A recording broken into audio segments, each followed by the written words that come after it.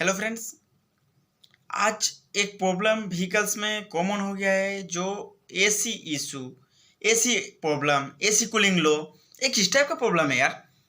Operator आते ही बोलता है सर गाड़ी में देखो, गाड़ी में एसी नहीं चल रहा है, तो सर कूलिंग लो हो रहा है। सर एसी का देखो ना क्या हो गया, मैं 2 घंटे से परेशान हूँ। सर मैं 1 घंटे से परेशान हूँ, बिना एसी का चला रहा हूँ, पसीना पसीना छूट गया मैं। इतना सारा सवाल आता है। तो इतना सारा सारा सभी सवाल के पीछे एक ही रीजन है, जो एसी नहीं चल रहा है, एसी नहीं चल रहा है। यार कान पक गया सुन सुन के। काफ़ी सारा दोस्त का कॉल आ रहा है, जो मशीन में काम कर रहा है, जो एलएचडी में काम कर रहा है, जो एलपीटी में काम कर रहा है, बिहार से, झारखंड से, बंगाल से। वो दोस्त लोग फ़ोन करते हैं, भाई एक ही प्रॉब्लम लेके बार बार माथा पटक रहा हूँ। वो एसी कूलिंग प्रॉब्लम, या एसी लो, या एसी प्रॉब्लम, या एसी इशू, कुछ भी एसी इशू। ये सुन सुन के दिमाग का हालत ख़राब हो गया। जॉब नहीं कर पाऊंगा, जॉब छोड़ना पड़ेगा, इस तरह का परेशान, कितना परेशान होऊंगा, ये परेशान बहुत झेल लिए।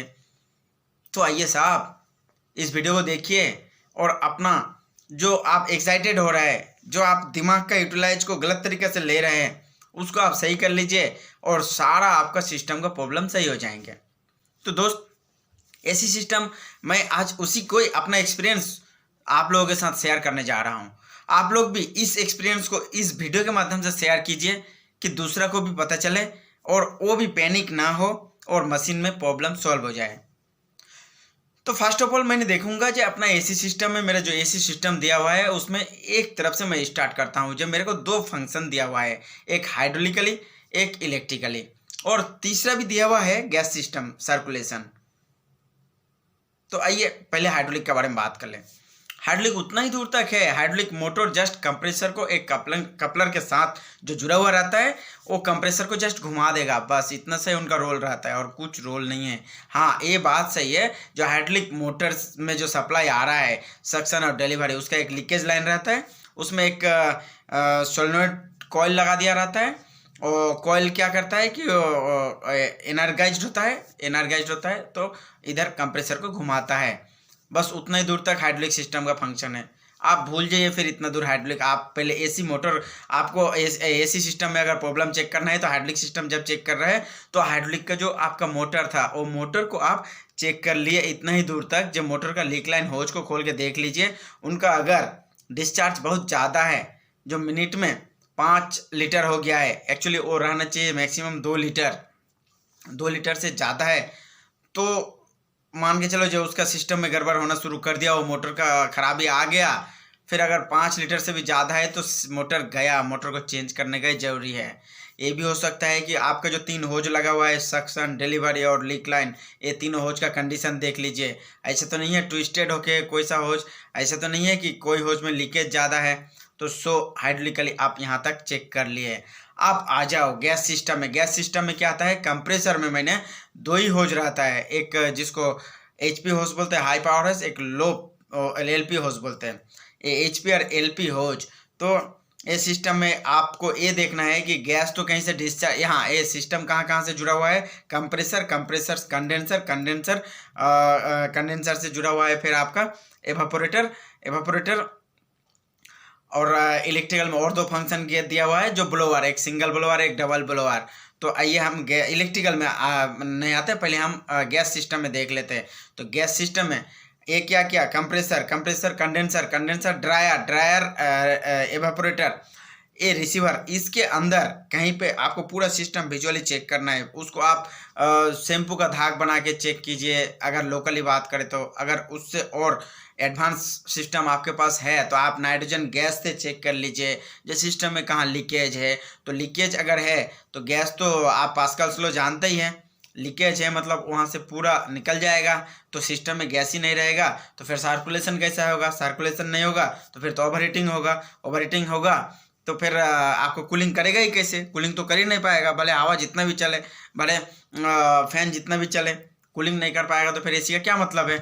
तो आपको गैस सिस्टम में इतना ये चारों चीज़ चेक करना है बढ़िया से। फिर आप आ जाइए इलेक्ट्रिकल में आप देखो उसका सिंगल ब्लोअर चल रहा है कि नहीं, डबल ब्लोअर चल रहा है कि नहीं, इधर से आप देखो कंडेंसर फैन दोनों चल रहा है कि नहीं। भाई यहाँ पे तो एक ही मेन 5 सर्किट ब्रेकर जो दिया हुआ है उसमें से मेन एक सर्किट ब्रेकर है जो पावर कंट्रोल का, जो इलेक्ट्रिकल में सारा पावर का वही कंट्रोल करता है। तो वहाँ पे आप देख लो कि मेन पावर कंट्रोल तक आपको 24 वोल्ट मिल रहा है कि नहीं। अगर मिल रहा है तो ठीक है, नहीं मिल रहा है तो फिर 24 वोल्ट के पीछे से जाओ और पीछे से देखो जो जहाँ से सप्लाई आ रहा है वहाँ तक, फिर जंक्शन अनुसार कहाँ पे 24 वोल्ट का गड़बड़ी है, जहाँ 24 वोल्ट का गड़बड़ी है वहाँ पे ठीक कीजिए। अगर 24 वोल्ट आपको मेन सर्किट ब्रेकर में मिल गया, पावर कंट्रोल सर्किट ब्रेकर में मिल गया, तो और बाकी का 4 सर्किट ब्रेकर जो है, 2 सर्किट ब्रेकर हो गया 2 कंडेंसर फैन के लिए, एक हो गया आपका सिंगल ब्लोअर चलाने के लिए, एक हो गया डबल ब्लोअर चलाने के लिए। तो आप बताओ यहाँ पे आपको इलेक्ट्रिकल में कहाँ प्रॉब्लम हो रहा है। आप मेन पावर कंट्रोल का पावर जब चेक कर लिया, वहां पे आपको 24 वोल्ट आ रहा है, तो ये चारों सिस्टम को आप चेक कर लो एक एक करके। कोई एक सिस्टम अगर काम नहीं कर रहा है, मान के चलो सिंगल ब्लोअर काम नहीं कर रहा है, तो सर्किट ब्रेकर से सिंगल ब्लोअर तक देख लो, उसका हार्नेस में खराबी है, कनेक्शन में खराबी है, जंक्शन में खराबी है ना, सर्किट ब्रेकर में खराबी है, जिसमें खराबी है उसको चेंज कर दो। मान के चलो डबल ब्लोअर को चेक करके देख लो, डबल ब्लोअर देख लिया तो आप कंडेंसर फैन को देख लो, कंडेंसर फैन क्यों अगर घूम रहा है तो सही है, नहीं घूम रहा है तो क्यों नहीं घूम रहा है, वहां से वहां तक ही तो आपको पावर चेक करना है।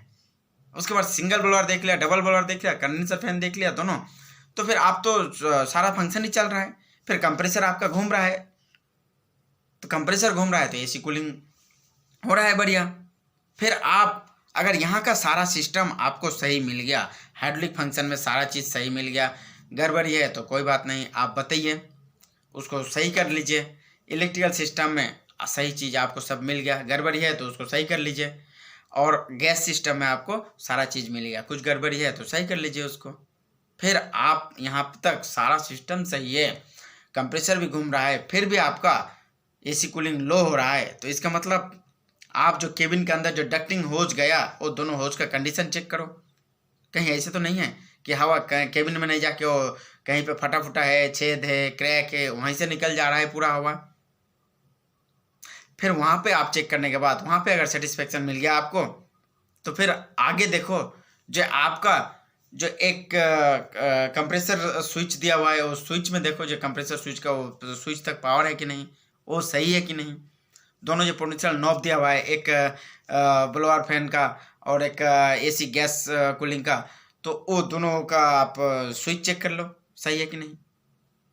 फिर अगर वहाँ पे भी आपको सही मिल गया तो कोई बात नहीं है, सही नहीं मिला तो फिर गड़बड़ है, उस गड़बड़ पोजीशन को चेंज कर दो। चाहे स्विच का खराबी हो, चाहे हार्नेस का खराबी हो, हार्नेस का खराबी है तो हार्नेस चेंज करो, स्विच का खराबी है स्विच चेंज करो। तो फ्रेंड्स, इतना आसान तरीका से मैंने आपके सामने ऑटोमोबाइल व्हीकल सिस्टम का air cooling system, air condition system discuss किए।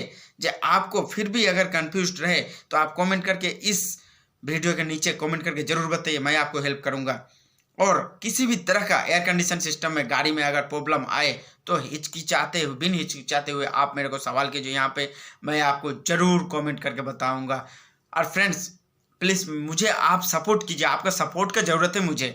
आप मेरे चैनल को सब्सक्राइब कीजिए, मेरे चैनल लाइक कीजिए, कमेंट कीजिए, शेयर कीजिए, तब मेरे चैनल आगे जाके ग्रो करेंगे फ्रेंड्स। फिर मेरा दिल थम जाएगा, वीडियो बनाने का मूड नहीं करेगा फ्रेंड्स। तो प्लीज़ प्लीज़ प्लीज़ फ्रेंड, मैं आपसे रिक्वेस्ट है जे सपोर्ट कीजिए, मुझे सपोर्ट कीजिए, लाइक कमेंट शेयर और सब्सक्राइब कीजिए। धन्यवाद फ्रेंड्स।